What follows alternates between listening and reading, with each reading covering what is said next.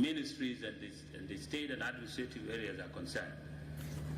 There is a budget execution report which is presented by the National Ministry of Finance to Parliament as a matter of requirement, for which it has not yet been discussed, and the explanation as to how this overspending happens. You will agree with me that the top culprit on that list is the Ministry of Finance itself.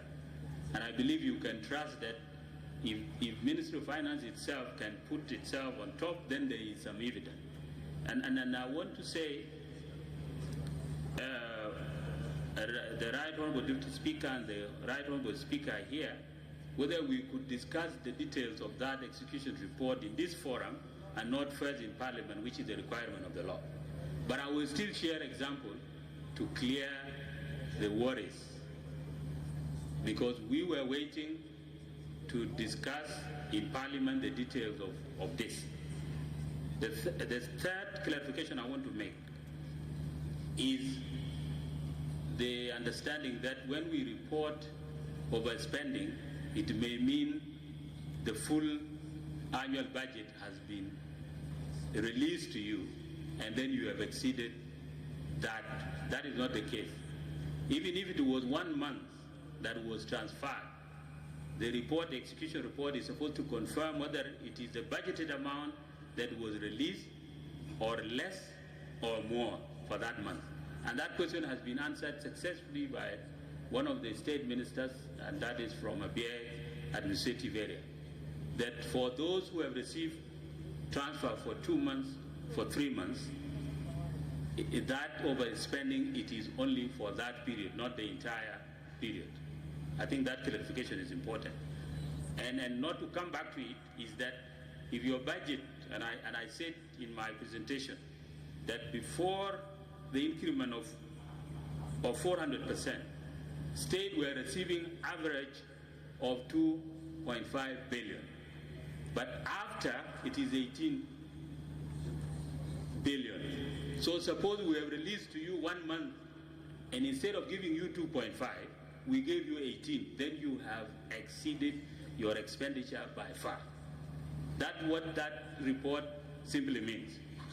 Number two, in the details, we will give details for each state of how much and where did that money go, if it is not the salaries. And let me also add, when I come now to generally refer to how the overspending happened for both national and subnational levels. For the nationals, you will talk of unbudgeted spending but necessary. And I'll give example. For example, the Ministry of Finance would take responsibility for any unbudgeted spending, because it would not, and I will take, for example, the NTC, the National Transition Committee for the Peace Agreement. This is not a legal body in the sense of, and does not have the budget court. So whatever that is disbursed to NTC, for example, is reported under the Ministry of Finance. This is just an example, and there are many, including the peace talks that were not budgeted, including the current one. It started with Rome initiative, then later transformed to Maini. I'm just giving you examples. So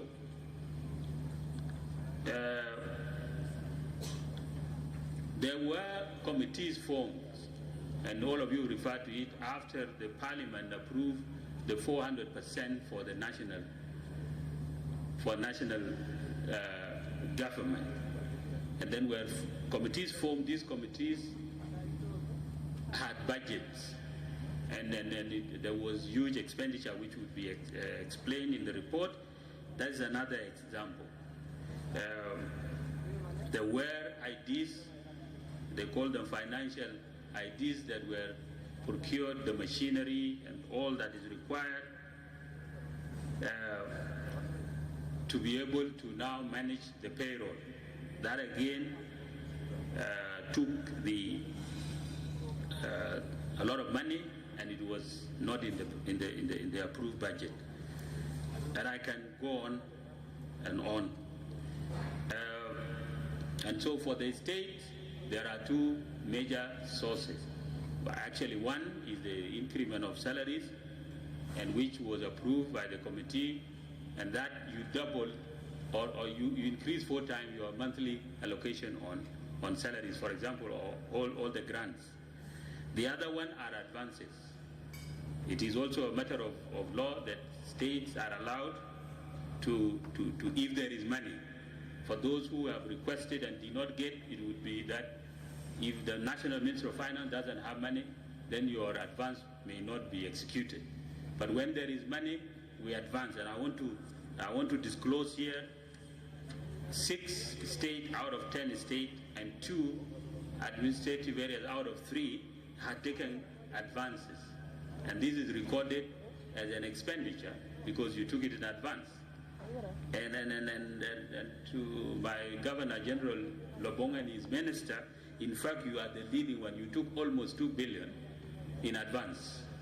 So even if you did not get any other, this one is one of the causes why you have overspent. So if you only got a transfer for 1 month or 2 months, we add the advance that you took, and that would increase your spending. So we are happy to help you out from your legislative assembly that you did not steal the money. We will help to explain to them, but we gave you an advance.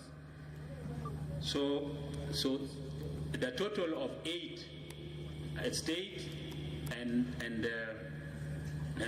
administrative areas took advances. And in any money that we pay, we are required to report it. I want to single out the Ministry of Interior because my colleague here. Are advances loans? Are they loans or they are money? Yeah, loans would be if we agree to be repaid, but advance is going to be reduced from the budget. Okay. So they are advances.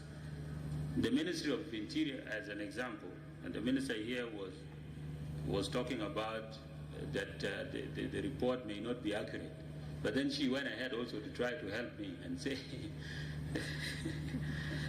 that maybe the inflation or the 400% increment would have caused. It is true. She has a lot of generals, and we will just talk an example of before the 400%, for example, increment. Maybe an officer, let's say an NCO, was earning 8,000 pounds. So if you do the math, that the 8,000 times 4, it should have been 32. But now that NCO is getting 85,000.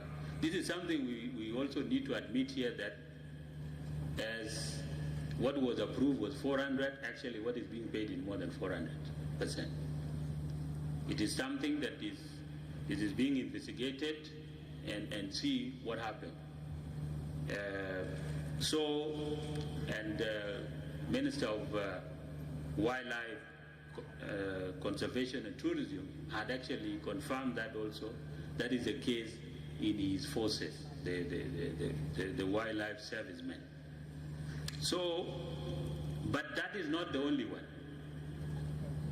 She has prisons and police and fire brigade that we have also data of how much money they spend. So we could not just wake up and say you have overspent. We have evidence to that. And so when the tabling and the discussion of the budget execution report in Parliament happens, those details will be provided.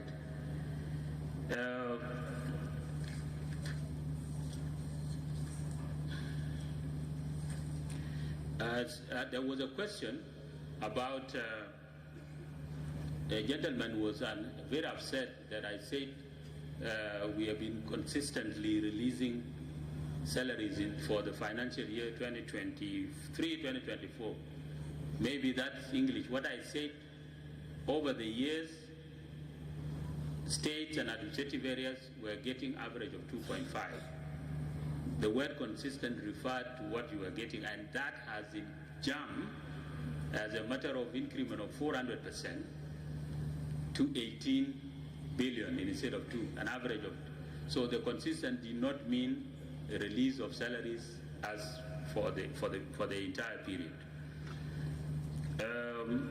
Sales tax adjustment. It is always released with the transfers. Maybe my team will come out with maybe a table or a schedule that would separate from the block grants that is sent, such that you know how much is from sales tax adjustment and how much is from the conditional grant. But let me remind you, the State Minister of Finance, how much is that in actual terms, in terms of that sales tax? Because the understanding is once you collect sales tax in your jurisdiction, you are supposed to be reimbursed by a percentage from what you have collected. Do we really have a lot of money that one of you referred to that it can sustain your operations? It's your right to know this amount and to be sent even if it is £1. But I would remind you not to think that it is a lot of money. Because how much, if you look at the overall performance of taxes and particularly the sales tax, it is negligible. It is not a lot of money. Actually, you get, maybe Central Equatoria would get a little bit higher than others because of the volume of business in this state. But for the rest, it is a very little money compared to the other type of taxes, such as PIT, for example. Your Excellency, I want to maybe again reiterate the issue of 400%. That the National Assembly, the Transitional National Assembly, legislate for the national. And so this 400% increment was not for the states. You can only ask for increment of the transfers. And you will use transfer to decide whether you want to match the salary at the national level with the state level. It is not, this is a matter of law. Two, even some state ministers or government officials are earning more than the national ministers, and I can use Central Equatoria, which is your right. It's not a problem. So long you have enough resources, you have been increasing salaries for yourself, which is within your constitutional mandate, and you have salary. The national government did not complain and say you are part of us, we should be getting the same amount. So I think this needs to be clarified, and the states, for example, that are oil producing, if there is 2% was big enough and they use that money to pay themselves well, and at the same time being accountable to their people by keeping enough for development, there will be no problem. And the responsibility for a sustainable wage bill is within, it is the mandate of the state government. The national government may advise if you were going to create an unsustainable wage bill for yourself by increasing salaries and neglecting development, or also not in line with the revenues that you are generating.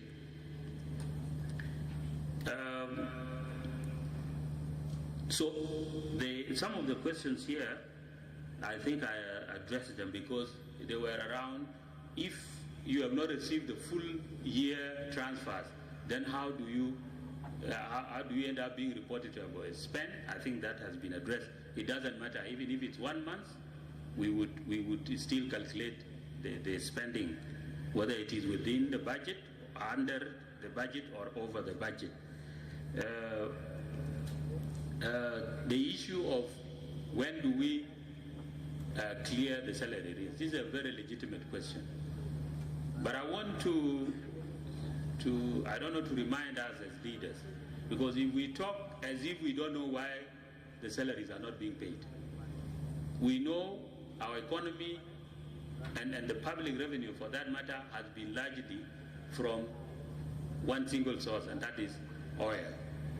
And when the Dar blend that contributes 70% of our oil revenue was disrupted as a result of the conflict in Sudan, we lost close to 80% of our revenues to the national budget. And I think it would be unfair for you as leaders not to know that we have been struggling. We are only dependent on the tax revenues, which contribute less than 20% to our national budget. So I think the question we should be discussing here is, now that the oil resumption is delayed, what can we do to ensure that that happens? Second is, what other alternative do we have that if it doesn't come, how do we operate? So we'll be talking about austerity measures and say we must live then within the little we have. I thought those are the discussions we should be having, but not us saying, when are you going to clear the arrears? But when we know we don't have the money.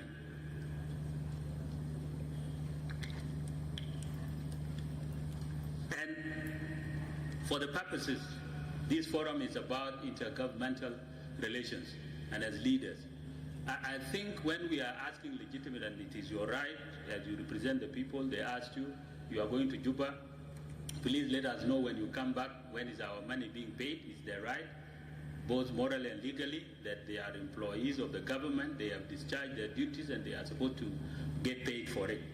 That they would ask.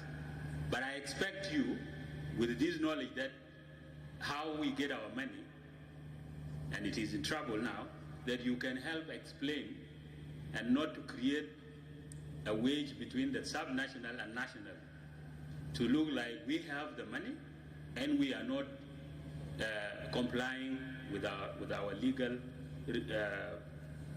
obligation to transfer to the states. That is my request, Your Excellency, and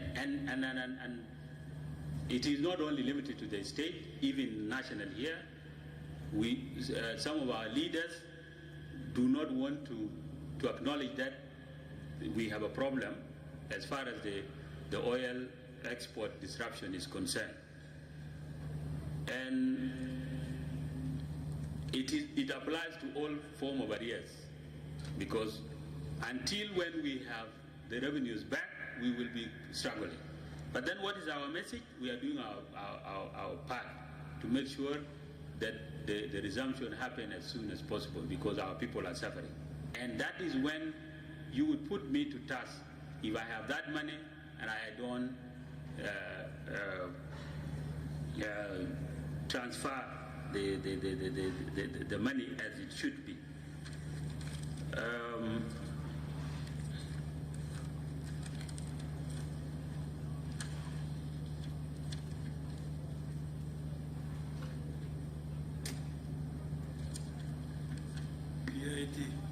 PIT, I did not get the specific question, but let me try, Your Excellency.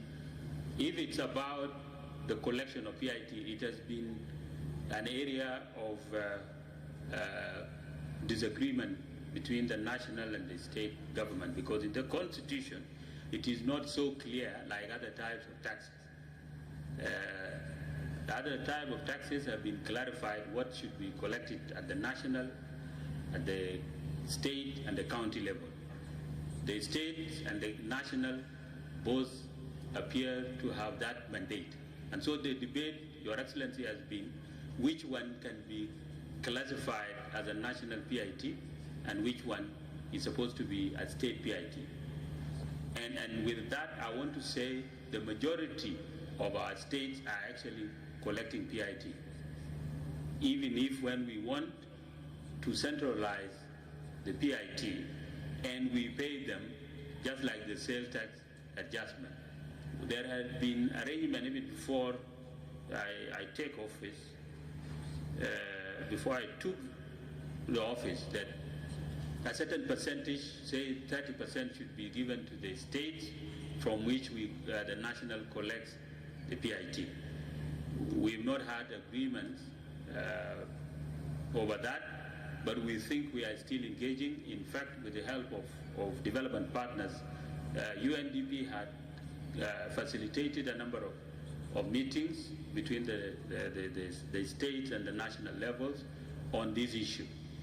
We also think, Your Excellency, with the constitution-making process, this will be clarified. Because at the end of the day, we do understand why the states are really in need of some of these taxes. If we had money and we regularly disburse their transfers as budgeted, I think there would be no problem for a state to allow the national government to collect even their own taxes, because we would be more efficient than them, like other countries have done. We could actually even collect for them their own taxes and release to them, because as one country, as we say. But then the taxes that are shared with the transparency, and there was a proposal to establish what is known as one-stop shop, where you will have the National Revenue Authority, the South Sudan Revenue Authority official, and the state taxing together for transparency purposes, so that at the end of the collection period, each state will know how much was collected from their state, and then the percentage, the sharing formula is applied, and transparently everybody is happy that their percentage is the legitimate one. So that we want to do, Your Excellency. But for now, we have not been very, very harsh on them, because we do understand that there are some states, if they actually don't collect, they will shut. Because if they take 3 months, 4 months without a transfer coming, and they are a government to operate, there's a problem. So that's why we have not been hard. So if a question was different with regard to the PIT, Your Excellency, then I may not have addressed it well. But this is what I know about PIT. Any response to that? Is the explanation clear? Thank you. Thank you. I get from him that yes, there may be national PIT and state PIT. You can collect the state if you have the capacity, but they want to centralize it so that you get a percentage of what is collected generally in the PIT.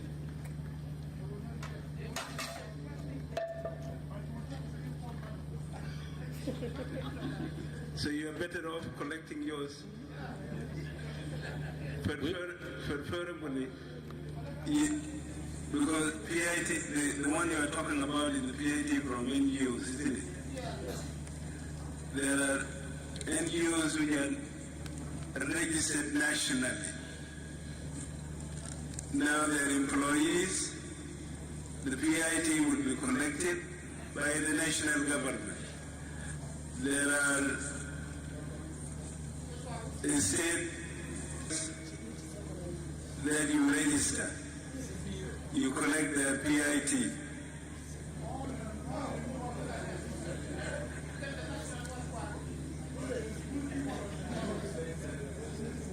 They recruit people on the ground. Those they recruit at the state level, you collect their PIT. Those who are recruited at the state, at the national level, they collect their PIT. There are 3 types, Your Excellency, of PIT, the major one. Yes. We need to clarify, yes. This one we call the NGOs, we call it private PIT, and there is public PIT. Public is for all the officials, the public sector employees at the state level. They also pay PIT. That we don't touch. 2, there are some under the private PIT, which is the NGOs and the companies, and even rental income. All that comes Now, we also agree that which one are national and which one are state. So in actual fact, we have been trying a very few areas where we disagree. But in most cases, we know which PIT is. Like for a company or a community-based organization with having an office in Pivot administrative area and is paying rental, that rental income, which is part of PIT, doesn't come to us. Okay? The employees of the NGOs, whether registered nationally, but positions were created and advertised at the local level, and they take, we don't take. But where a company or an NGO is registered here in Juba at the National Registry of Companies, and they advertise a position nationally, and someone is hired and sent to Arab state, that is a national because they are being paid from here and recruited from national. So it is only a few areas that we don't agree, but we have not been very hard, and I think the governors can attest to that. There were issues around liquidity, Your Excellency, and the issue of why small notes. Yes, why the Ministry of Finance is announcing a release of salaries. I want to agree with the Minister of Finance that in fact we should not have been announcing, but it is also not a secret that the salaries has been released. Is not a secret. The reason has been because of the long wait. Sometime don't receive their salary. So it is that some information and accurate information for that matter is communicated, whether it is 1 month's salary or it is more than that. But going forward, I want to agree with you that this is a business as usual. But then if you wait for months, you may need some information that something is on the way coming. But we will address that. The issue of liquidity is the preserve of the Bank of South Sudan or commercial banks. What happened, and the EU as state ministers of finance can also attest to this. We receive tax revenues or proceeds from sale of crude oil, for example, through accounts. We don't get cash. And all over in the past, it is the same process. When we receive money in our accounts, we then process the payroll and send it to the government bank, which is the Bank of South Sudan. The government bank will now then create the institution's account, whether they are state or ministries. Some, they take their money straight from the Bank of South Sudan. Others, another transfer will be done from the Bank of South Sudan accounts to commercial bank. So it is not the Minister of Finance that gets cash in form of the sale of crude or collection, and then we set aside that cash and send only electronic money. Again, I want to request your understanding on that. I do not want to explain. I have asked the same question, but I am aware. As part of being responsible leaders, we know a few challenges around liquidity. Number one, many of our people cash salaries. So if the total wage bill is 50 billion, for example, maybe 40 billion is withdrawn physically.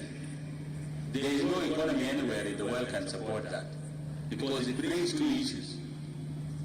You have to bring, because there is this small amount, 1,000, 3,000, for millions of people who are keeping it under the bed. That money amounts to something. So you would find that not all the money that is supposed to be circulating in the economy is in the bank at any one time. Part of it would be in the hands of the people. And so you either create a situation where you bring money equivalent to the salaries you want to pay every time you are paying salary. You can imagine what that will do to our economy. So the reason why banking was introduced is For you, if you are being paid $1 million, you don't have to walk to the bank. All of us here receiving millions in our account, £1 million, which is today $200 equivalent. We all receive it in our account. We all walk to the bank and withdraw the same amount physically. All of us, you will bring down banks, because the banking is a concept based on, if I have $1 million, it will be in my account. If I want to pay you with the 50,000, I'll pay through the account. I remain with the 950 in my account. If I want to get some small for, small spending, I'll withdraw 50. Then 900 will be in my account. If I want, somebody else wants, that's the banking. Now our culture here, and this is all South Sudanese, and in fact, the culprit are us. The leaders and the businessmen who have huge bank accounts and they don't want to leave money in the banks. They would rather withdraw all of it and go and keep it in the houses or in the shops, leaving others with nothing. Maybe somebody was going to get 100,000, but you have taken $1 billion. This is what happened. So we have an economy to manage here. And the two things we are addressing to help our economy is by stopping the deficit, which I say. There is no, by over what I call monetary financing. We have to stop overdraft. And we have also stopped printing more than that is required by our economy. There is a formula we use, say that in every, like now we have 4.2 trillion budget. There is a percentage of how much money we should print in the next 12 months. When it becomes more than that, then you are damaging the economy. That's why you have a soaring inflation. So the same behavior where everybody runs to the bank whenever they get paid and withdraw money cash is what is forcing the commercial bank and the Bank of South Sudan to struggle to provide enough cash to everybody. So we are saying let us accept the bank account. All the government employees and everybody else should be paid through bank accounts. And when you have it in your account, do not withdraw all of it. If you want to pay me, please pay me through my account. Through a check. Through checks. And this is all of us are complying in other countries we go to. Why is it that we behave when we are outside our country, and when in our country we don't want to do the right thing? Thank you. Thank you. I think you have made yourself clear. What is Now, yes, legitimate question. We also know we are not saying 100% people will not be withdrawing cash. We know areas without bank, and we will create, it's our work to encourage the opening of banks, the fintechs. Today, there is what we call Momo and M-Gurush. I can send you now £5 million in your account, and you can send it to the other person. Anything you buy up to 5 million at any one point you can do it. And there is a limit, and we can encourage, if those who are familiar with the MTN mobile money in Uganda or M-Pesa in Kenya, you will attest to that. The limit can be enhanced, and you don't have to, it is even a security threat to you. But for GPA, for example, the Greater Pibor, and some security units that are outside the banking, the towns and banking, these people can be paid through mobile banking, or we can take a bank debt, or we can allow the delivery of actual cash. But that would be small if those of us in the city accept. In fact, by law, if you owe me 1 million, and I go to you now and demand for you to pay me, you write a check for me, and I don't have a bank account, I cannot go to court and refuse the check and tell you, because I don't have a bank account today, you have not paid me. You cannot go to any court and I cannot go to any court and say this person has refused to pay me because you are paid. That is when I will understand the importance of banking, and I will walk to the bank. I have a check here, how do I get it? They will tell me, bring your GCR, open an account, deposit this, you will be accessing your money. That is what we all need to do. Your Excellency, the last one. And this is something that has not been asked, but it is linked to the need for banking and stopping the huge cash circulation. It is the issue of borrowing 100%.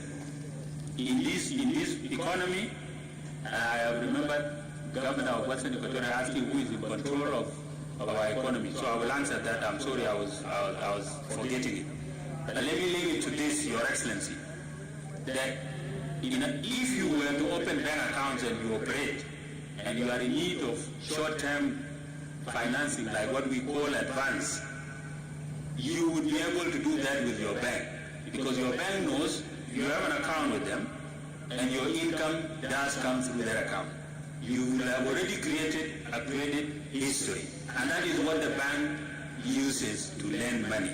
Now, our people are suffering here, Your Excellency. They walk to individual, ask for a certain amount, and they will be told 100%. Where does that, what kind of business can you do in 1 month to return 100,000 with another 100,000? Something illegal, and it is not right for our country. Why don't we, there are banks here who have been rendered, they are not doing their main business, which is lending. The banks, because people don't bank with them and they don't borrow from them. And it would be cheaper for you today, the interest rate, the benchmark interest rate in our country is 15%, Your Excellency. But look, people are paying 100% when they are in need of money and they want to borrow from people. Something illegal, and it is not fair. Now, finally, on the issue of who owns the economy, His Excellency the First Vice President said, we own the economy is us. It is the people and activities we do and the resources we have. So for sure, we control our economy. But maybe the debate would be about what percentage. Suppose we have non-South Sudanese. How much of the GDP that belongs to others? But when it comes to legal terms, any business that is legally registered becomes a South Sudanese. So it's still ours. So there is no discrimination between a trader who is a South Sudanese and a trader who is a foreigner but registered in accordance with our laws. That person must be treated equally as the South Sudanese here. So we are in control of our economy. But what we want to say here, do our people engage in essential businesses? Businesses that keep money in our economy. That is the question we should ask Governor. That we are dependent on our friends and people who have chosen to do business in South Sudan. But our own people are not engaging in meaningful business. The government wants to do everything to ensure that we take over the ownership of our economy. Your Excellency, First Vice President, if there is no more question that I might have skipped, then I would beg to stop. Thank you very much. Thank you. Thank you very much. Is Molan Madol around? He has left. I believe he wrote a circular against the 100% borrowing. Right. And they call it in the market Sartan. Yes. And he wrote a circular, and we have many people in prison. If you have not paid, the police takes you there to prison because of this. But this is not being followed. The circular he wrote. Somebody goes and opens a case and said, I borrowed this person this amount, he has not paid me, put him in prison. This is very common now in Juba. We hope that comes to a stop. Okay, I think we release the minister. Thank you very much.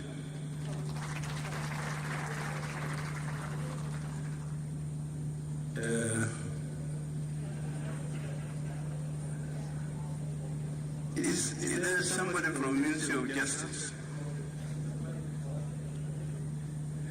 You know, you in the States, you have Ministry of Parliamentary Affairs and Parliamentary and Legal Affairs.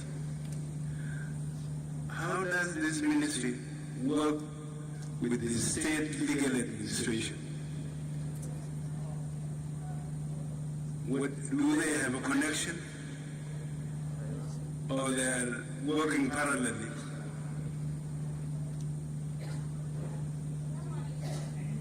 Yes, you are there. Can you explain how these two institutions should work in the state?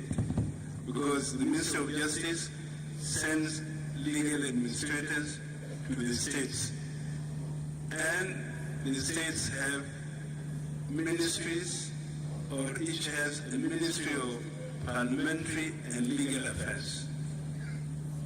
Do they connect? Thank you, Your Excellency, for this opportunity. I'm Taban Emmanuel, Minister of Parliamentary and Legal Affairs in Central Equatoria, and the Ministry of Parliamentary Affairs, by its nature, coordinates between the three arms of the government. But unfortunately, as a result of a constitutional matter, in the state we only have the executive and we have the legislature. When it comes to the judiciary, it is represented by the Legal Administration and Public Prosecution Office in the state, and the Ministry of Parliamentary Affairs coordinates and collaborates with the legal administration, and the legal administration, for that matter, is the legal advisor for the state government. So, as Minister of Parliamentary Affairs, we coordinate very closely, but of course, because we are not directly connected to them, there are some areas at times where we find it very difficult to work together. But your ministries, it is not just parliamentary affairs. It is Ministry of Parliamentary and Legal Affairs. Two departments.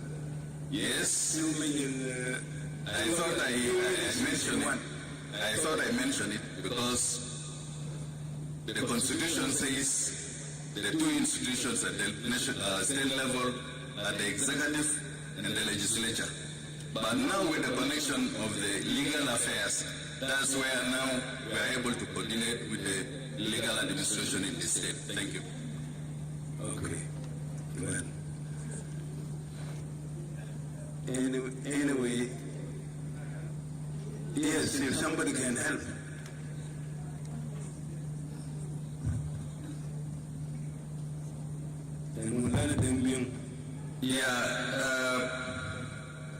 I want to take people back to when we drafted the South Sudan Constitution 2011, the Transitional Constitution. Before it, judiciary and justice, which was legal affairs by then, was decentralized. But when we were drafting the Constitution for the new independent state, it was decided that these two institutions must be centralized. And that is why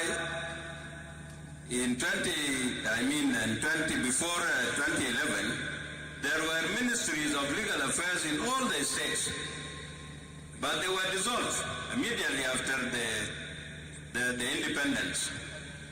So, because on the basis of decentralization, and as the Minister of Justice said before, only the Minister of Justice that is responsible for legal advice in this country at all levels. Now the question will be the constitutionality of the legal affairs that is appearing, and I think it is in some states, not all the states. So the states who have added legal affairs in their ministries have to justify where did they get this one.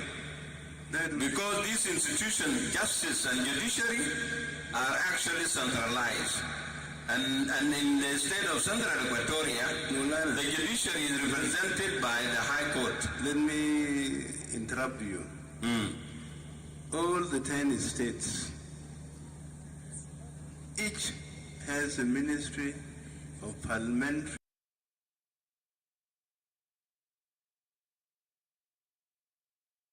in the 10 states. Okay, what is the legal source? As the agreement. Oh, the agreement. Yes. Oh, then unless it is in the agreement, that is what I don't know. But otherwise... Now the question I'm asking, the state legal administration, which is a branch of the Ministry of Justice and Constitutional Affairs, does it have a link with that ministry in the state?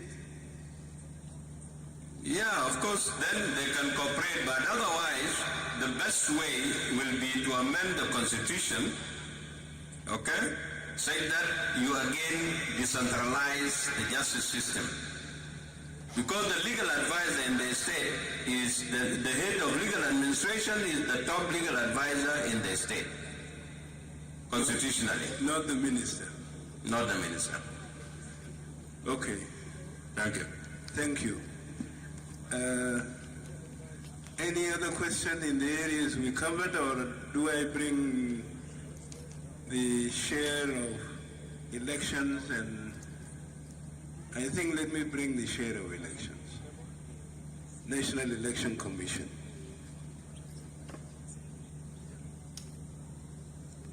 Professor Abendago, are you there? Oh, Prof is out.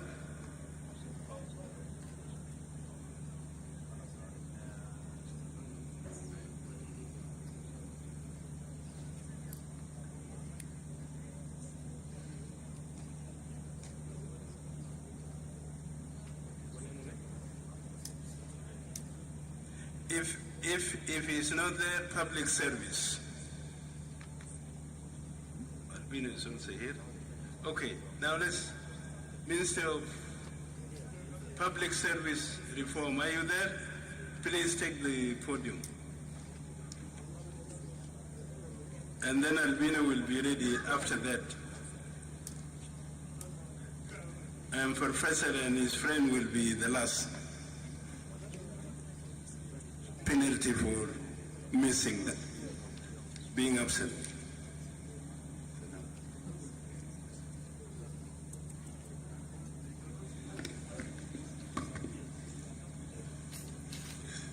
Your Excellency, the First Vice President, Dr. Riek Machar, the Vice President, General Tabanding, the Speaker, the Council of the State, Deng Dengakon, the Deputy Speaker, the First Deputy of the Speaker of the Parliament, National Parliament, the Secretariat,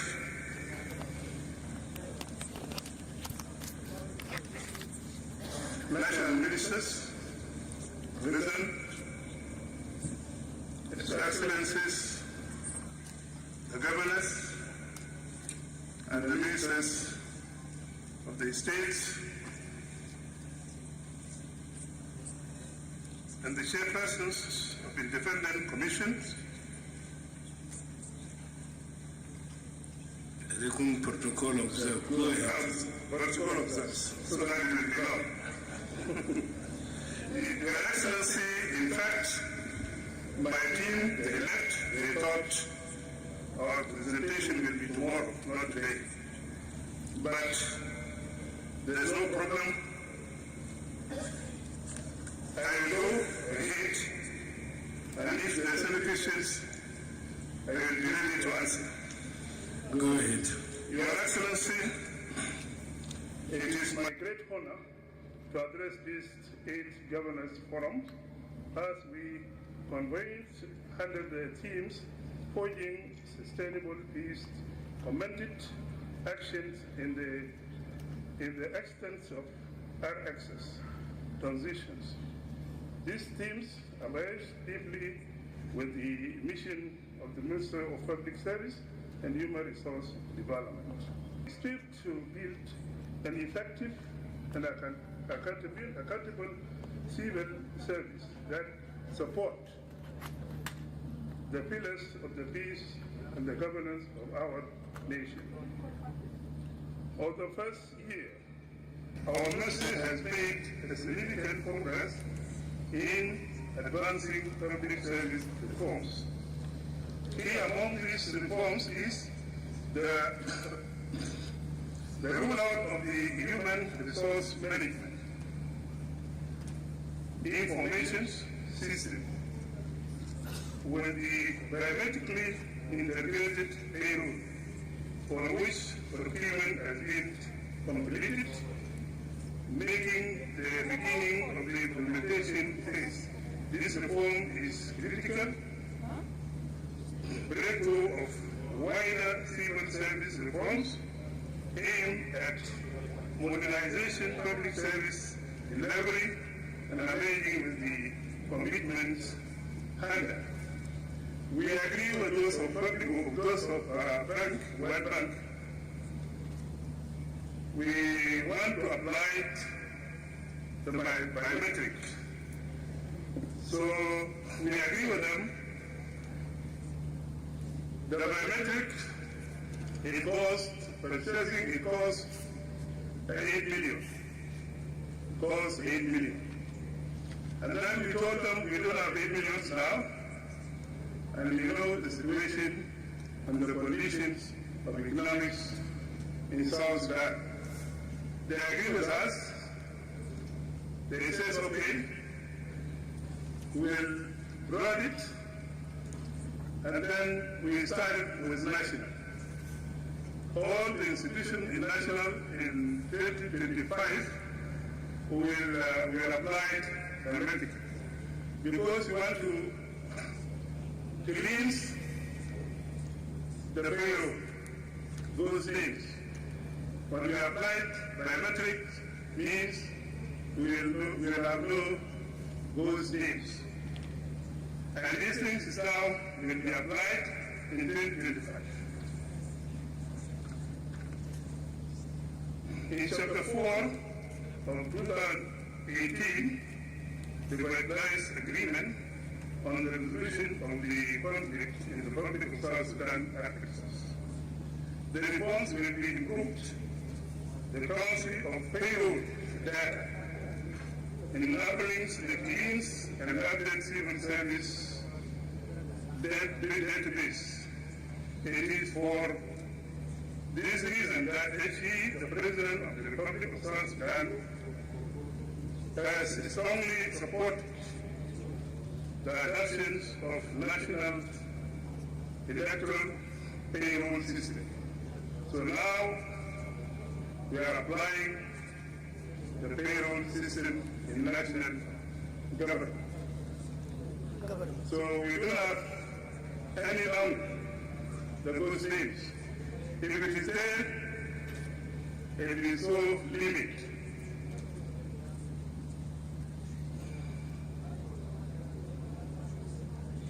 He has consistently emphasized the need to verify all the government employees, which is crucial step in eliminating those workers from our national payroll. And this commitment is transparency, efficiency, therefore, to reflect the leadership in its own dedication to a good governance. Your Excellency, First Vice President, with the invaluable support of our development partners, the Minister of Public Service is also implementing the following reforms: enhancing the civil service legal and regulatory framework. Second, enhancing the condition for transparent and accountable pension funds. Institutional strengthens through harmonization existing functions, structure system, and staffing levels. Improvement of public service reports and service delivery. Streamlining the grading and salary structure across all the positions. Promoting competency-based recruitment. and performance management. The Minister with support from the World Bank also launched a project focusing on a young professional training program. We had a meeting with those of World Bank, and then we agreed with them to have projects. This project includes health, education, energy, so that we give them overtime because they work all through. So they will give them an overtime, and then we start on first January 2025. So they will get this money. Now we are advertising those who will work and will be responsible for this project. So this project will be owned and administered by the South Sudanese. They will be responsible, and the manager and the other staff will be South Sudanese. We agree with it. So this thing will be materialized in 2025.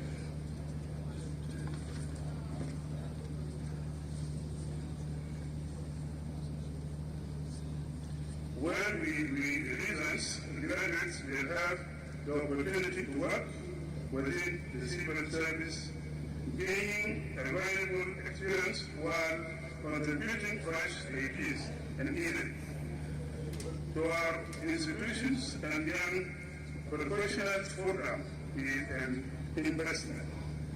In the future of our public service, we must develop the next generation of leaders and public servants who will continue work and we start today. So we want to train them so that they will take over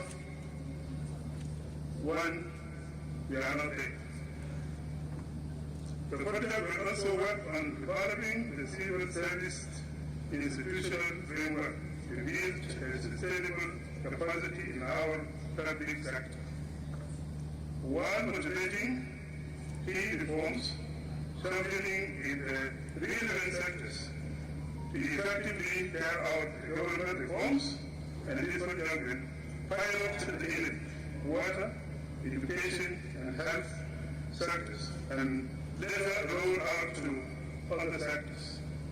And these sectors were carefully chosen due to their crucial role in the development of South Sudan. And they will serve as the model for the reforms we hope to implement across the entire government. As a part of the achievement made this year, the Ministry of Public Service and Human Resource Development developed and launched centralized applied index system. So we want to share the system we have. You have a file, so you pick the file now, then you will later, and then you will be adjusted. No. Our partners, they help us, UNDP, in order to have index, you have a computer, you will adjust all these things so that it will not get lost.